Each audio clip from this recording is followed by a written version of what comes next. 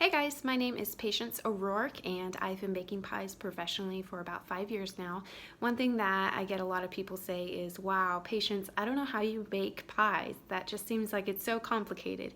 It really is not that complicated. It's super easy. Another thing that people ask me a lot is for my pie crust recipe. So I thought it would just be helpful to make a video tutorial. That way you guys can see exactly how I mix up the dough. So here it is, just a video tutorial of just my basic pie crust recipe for you guys.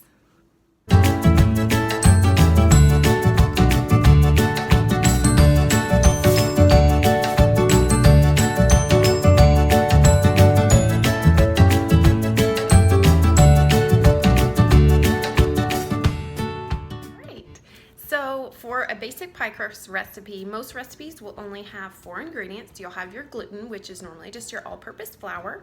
You'll have a little bit of salt, some cold water, but then you will also have some kind of fat.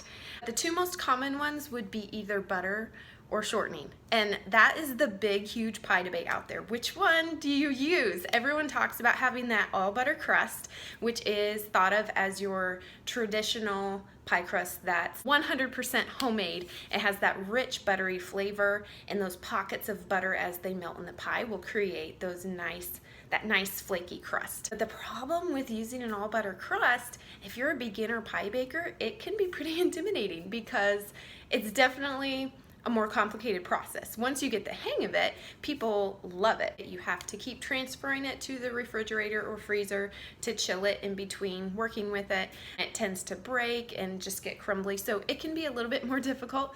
The flip side is your other option could be shortening, which is very easy to work with, but shortening just doesn't have that nice rich butter flavor. So if you're a beginner pie baker, what do you use? When I first started making pies, and actually this is still what I use to this day because my customers love it. I don't know, this is just what I first started with, and actually I haven't tried anything else because this is working for me. So you guys, butter flavored Crisco. This is my solution to the problem. It's got that butter flavor, but it's made out of shortening. And I know that's not very healthy for you, but it's pie, so you're kind of, putting sugar in your mouth anyway. So we might as well go all the way, right? So anyway, let's get to the recipe.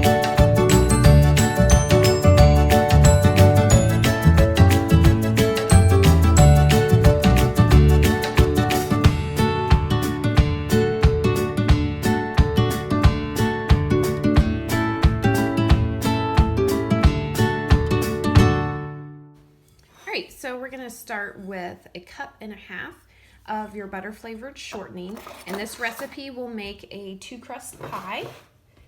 And then we're going to start with our flour. Now when you measure out flour, you do not want to go in and try to press it down in your measuring cup. That's going to give you too much flour. You want to instead lightly fluff your flour and just kind of grab a scoop. So we're going to do 3 cups of flour in our shortening bowl.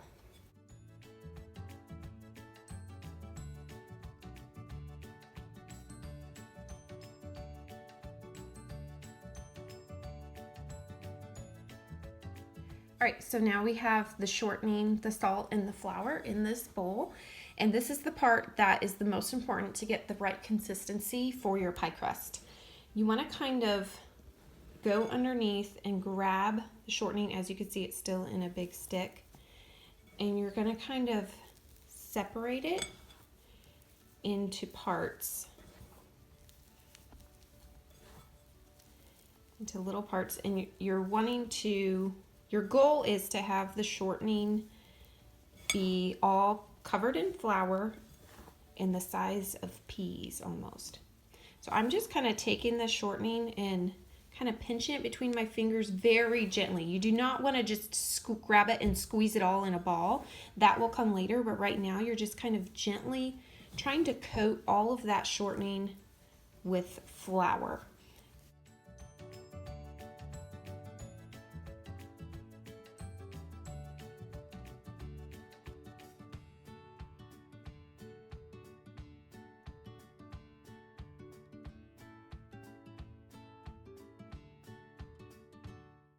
All right, so as you can see, this looks pretty pretty good. So all that shortening that used to be in huge bricks is now all crumbled. This is awesome. If you could see here, this is the consistency that you want. You want it to be nice and airy, nice and fluffy. So what's gonna happen in your pie crust as you bake it is these little chunks here are gonna melt and create those nice flakes that you want. So this looks awesome. Okay, so now we're gonna add our water. Okay, so just a quick note about the water. It's gonna kind of be different as far as how much water you add each time. And the reason for that is, it all depends on how humid your area is right now. So if it's super humid, your flour is actually gonna be a little bit moist even before you started your recipe. And so you won't need to add as much water. If it's super dry where you live, then you may need to add all of this water. But what we're gonna do is we're just gonna add a little bit at a time, because you can always add more, but you can't really take the water out. So we're just gonna start with just a little bit. I fill my measuring cup here with just a cup of cold water. I'm gonna start off with about 1/4 cup, mix it in, see how it does, and then kind of add a little bit more from there as needed. So we're gonna start with just a little bit here. And then this is the fun part where you get to just squeeze the dough and have fun just squeezing it all together. You're just pretty much wanting the dough to get wet and to come together and form a ball. I'm just squeezing this together here, making sure that I get all of the flour that's underneath. So sometimes I just like to flip the whole thing over, and as you can see, there's still a little bit of dry flour here. I'm gonna make sure I get all of that. And there's still some dry flour here. So I want all of this to come together. This is a really nice consistency. I may want to add just a little bit here. I'm gonna add like 1/8 of a teaspoon, just a tiny, tiny bit to kind of get this. It feels just a little bit dry. So you don't want it to be sticky, but you want it to be where you can work with it without it being so dry that it's gonna crumble as you roll it out. Now, don't worry, if you do add too much water for some reason, then you can always just go in and add a little bit more flour until it gets to the right consistency.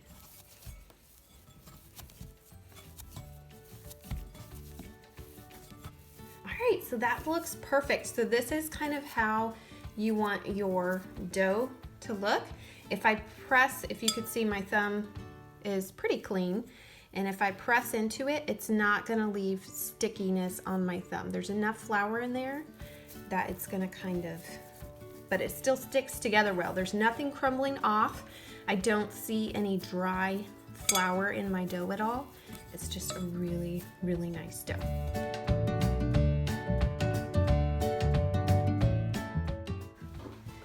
This is enough for a top crust and a bottom crust. So how I like to divide it is about 2/3 on one side and 1/3 on the other. So we're gonna use the bigger side for the bottom crust. And there'll be some left over from this afterwards that we'll add back into this.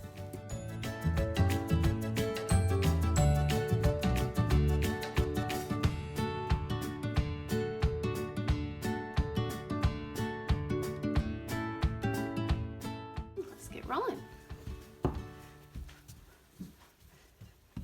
So the best way to do this is to start from the middle and roll out, from the middle, roll out, from the middle, roll out, and back again like that, working your way all the way around. So you don't want to start from one end and try to just keep rolling it like this, because that's not going to work.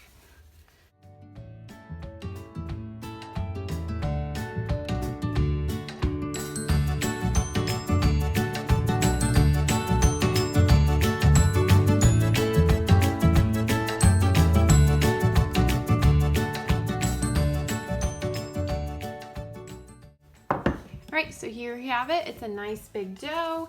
You can take your pie pan, flip it over, and just make sure your dough is big enough. This is plenty big enough. So let's go ahead and put it into the pan. So I take my rolling pin and roll the dough onto my rolling pin like this. That way, it is very simple for me to just roll it back out onto the pan. Isn't that nifty? Okay, so at this point, you're gonna want to press it down in the corners, but before I do that, I just kind of lift it on the edge and give it some leeway so it's not stretching. You wanna be as gentle as possible with the pie crust. So I'm just kind of lifting it so that it can fall down into the pie instead of pushing it down and stretching and creating a tear or a hole. Okay, so now I'm gonna cut around the edges. Now, what I like to do, and I'll just show you here, is you're gonna take your hand and push your fingers all the way inside to the edge underneath the lip of the pie. And then I'm gonna use my fingers to cut against, and I'm gonna go out about an inch, half an inch to an inch, just to give some edge. And I'm gonna do that all the way around the outside of the pie. So I'll show you that.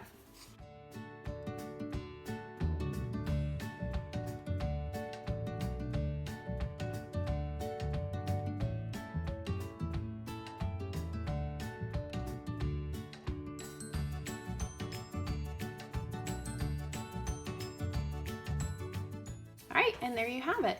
Here's the pie pan, and we've got our little bit of edge around it. So then you just take a fork and prick some holes. Doesn't have to be fancy because you're putting filling in and no one's gonna be able to see those holes. So just make sure that there's a lot of them, and that's just gonna make sure that the crust can vent and it doesn't puff up and leave weird pockets. We're gonna go ahead and fill this pie. I am just using canned pie filling today since this is a crust tutorial. So we'll teach more about different fillings later, but I just thought I would keep this super simple for you guys so that it's super doable. This is cherry pie filling today. Yum, yum. So it'll take 2 cans of pie filling to fill a 9-inch pie. Doesn't that look delicious? All right, so here's our other piece of dough that we had cut off. And remember, I told you this is probably not big enough on its own. It might kind of be big enough if you are able to roll it into a very perfect circle, but most of us do not have that skill. So you can use all the scraps and the trimmings that you trimmed off the bottom layer of the crust and just combine it with this. And that way we can roll out a nice big layer to make sure we have enough crust to go all the way to the edge of our pie. And I'll roll this out here for you.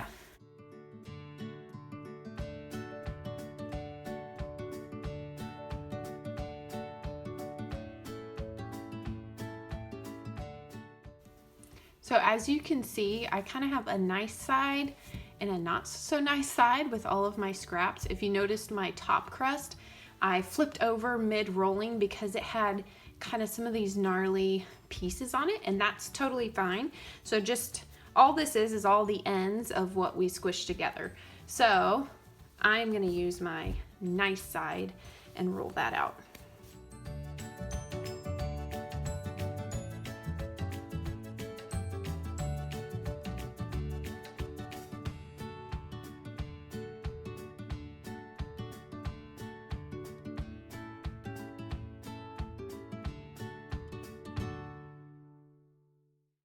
So let's go ahead and roll this onto our rolling pin once again.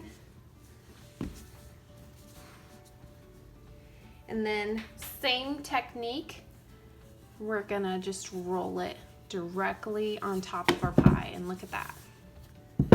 Okay, so then you're gonna take your knife and cut along the edge. Same thing, you're gonna use your fingers underneath and make sure you're getting underneath both layers, and then go ahead and cut. So it should be the same exact measurement.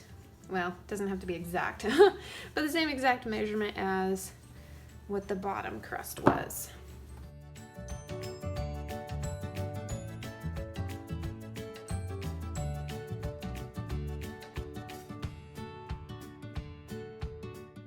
Now we have our pie. This is the edge of the pan, and we have a little bit of flap. We have the bottom crust layer with the filling on the inside, and then the top. So now I'm going to show you how to seal this so that you won't have any pie oozing out the edges. All that yumminess will be inside the pie. So what you're going to do, we have our 2 layers with the filling on the inside, and you are going to fold over both layers together and fold it under. So again, you're going to have both of these crust layers. You're going to fold it under and then place it on that lip, that edge of the pie pan.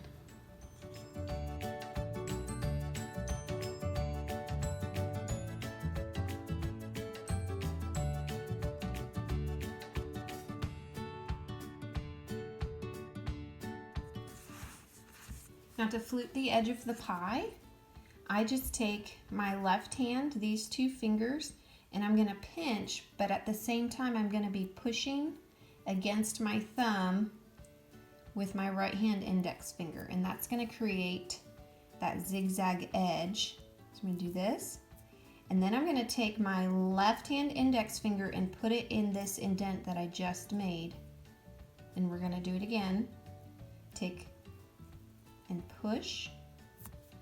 We're going to go around the edge. So that indent, the last one, I'm going to take my left hand finger, place it there, just right like this, all the way around the edge.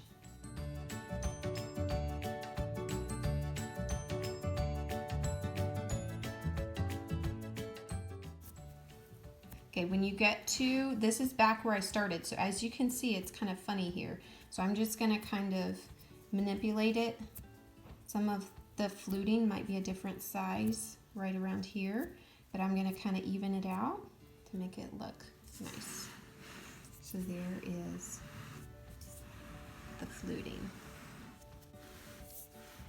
And this is just your basic pie. I'll show you guys how to do lattices and all kinds of crazy designs in a later video. But for this is just your basic top crust, bottom crust pie, traditional. You do want to poke holes in the top just to let the steam out, otherwise your crust will break, and that is not cool.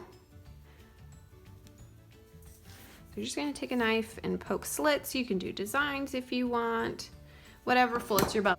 All right, some last touches. This is totally not required, but it's gonna make your pie really have that wow factor, and it's super easy. Is I'm gonna take some cream here and I'm gonna brush it on top of the pie. You could also use an egg that's beat up with a little bit of milk, and what that's going to do is it's going to give that nice crispy brown on top of the pie. Now this is not at all required. Your pie will taste amazing as is, but this is just going to really give it that extra look that's going to look really great. I'm just going to take this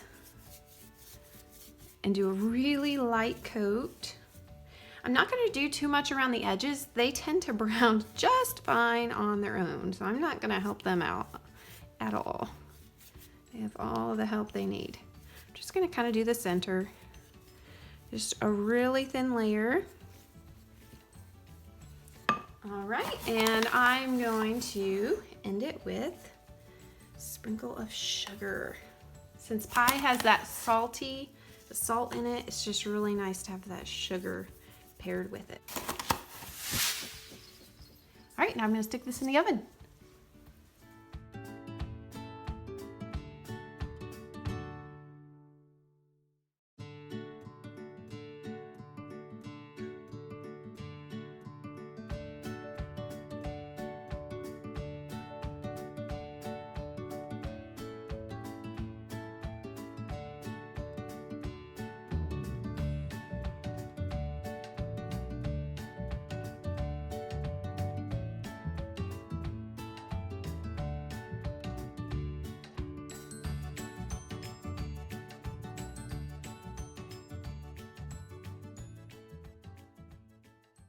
All right, so that's a wrap. I hope you guys really enjoyed that. I hope especially that it inspired you to maybe make some pies this holiday season. If you enjoyed this video, I do plan on making some more video tutorials on how I do my lattice top, how I do my different decorated pies, also cookies, breads, breakfast parades, things like that. So if you enjoy baking or it's something that you're wanting to learn more about, stay tuned, hit the subscribe button so that you don't miss out on any of those. And then I'd also love to know, what is your favorite pie? My favorite personally is apple. I'm just a traditional girl. I love apple pie. I would love to know what your favorites are. It'd be neat to see what everyone's best flavors are. So, but until next time, I'll see you guys. Thanks so much for watching.